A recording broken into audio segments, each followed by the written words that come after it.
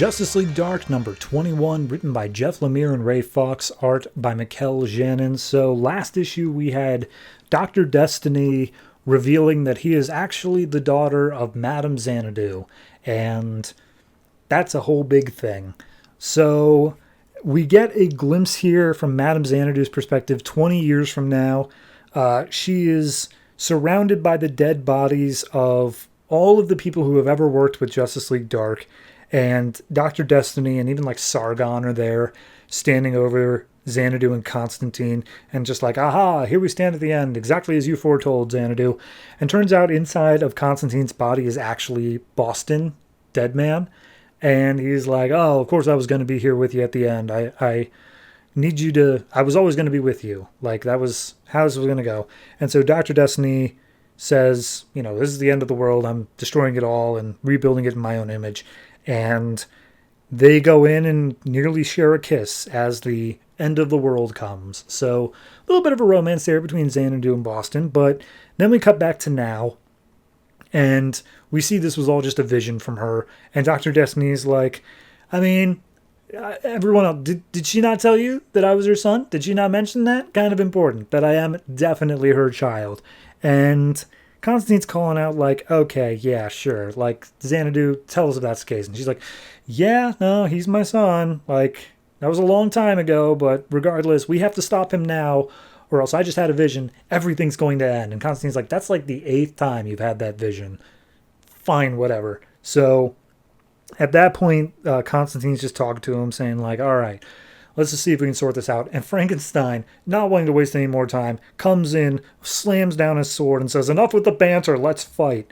So the demon Null that was like in charge of the House of Mystery is currently fighting against Frankenstein, because I guess they're evenly matched.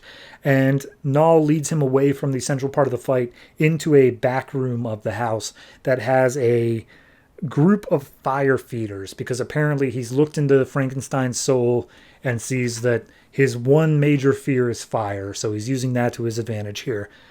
So Deadman is in charge of going after Swamp Thing, but first we deal with all over Manhattan. Flash is just running around taking care of all these nightmares that have spawned because of the House of Mystery, and he's like, you know, at first I thought these guys were monsters, like taking the Justice League name of their own. How dare they? But like now that I'm working with them, I kind of feel like, you know, part of the gang. I feel like I'm part of this group. Maybe I am like my own little level of a freak. I'm okay with that. So regardless, we cut back and Deadman's trying to take care of Swamp Thing.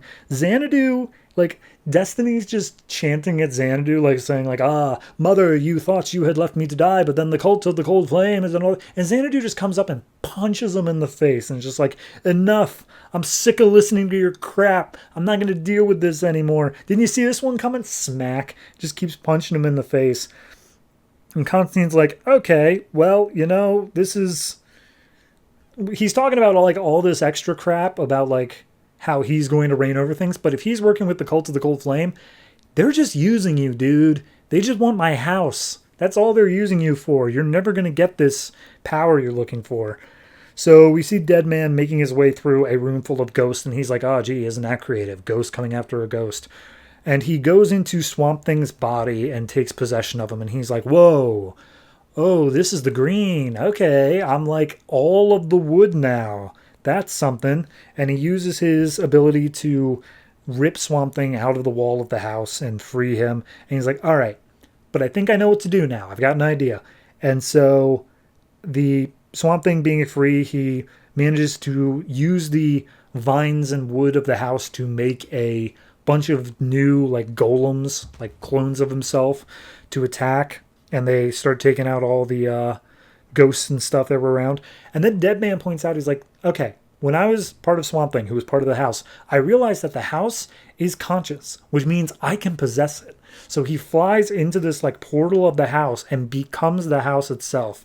And Dr. Destiny's like, oh, wait, I didn't expect that. That's really not good for me. And so all the Swamp Things start attacking. The house itself starts attacking. And all of Dr. Destiny's forces are like immediately destroyed.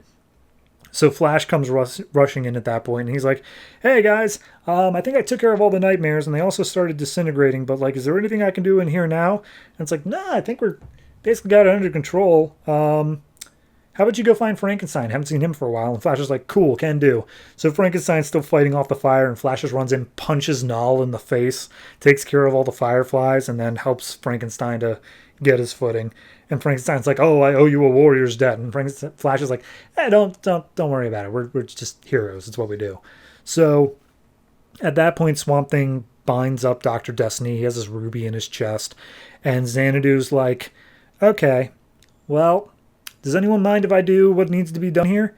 And Boston's like, are you sure you want to do this? You look pretty shook up. And it's just like, I kind of want to tell you that I saw us making out in the future, but I'm not going to do that. So yeah, I'm good. I'm good.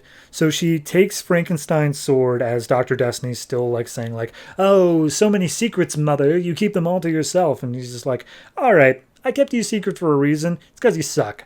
And so I'm just going to take care of this." And she takes Frankenstein's sword, holds it up to Dr. Destiny, and cuts his chest wide open so that his ruby is just hers now. She takes it and just like, "All right, I'm going to give this back to Constantine, and he's going to take care of it. He's going to make sure it doesn't get lost again.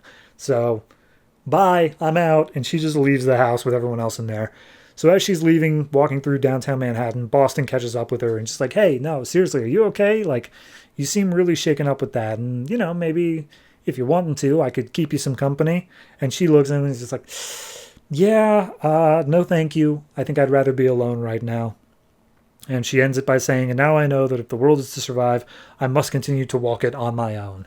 The only road that I have ever known. Don't know where it goes, but it's only me, and I walk alone." So that's that. I mean, it was good. It was a fine enough issue. It just...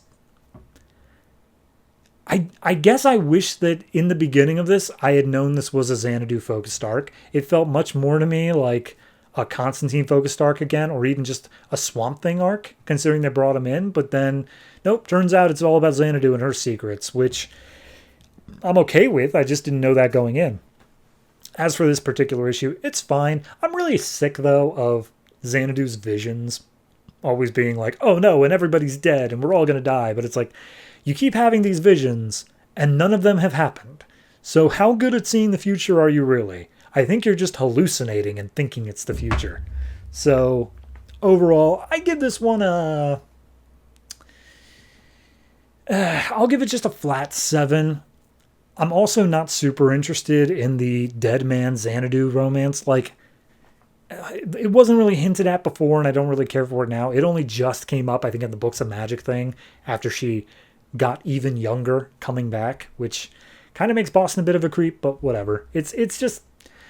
It doesn't feel like it really has a focus right now. It doesn't feel like it's forwarding an overarching plot. It just kind of feels like little character drama bits that we're focusing on for a while. And honestly, I would have liked it more if we focused on the Flash. That seems super interesting to me, that he's just like, "Oh, now I'm working with monsters. Guess that's how Tuesdays go for me now."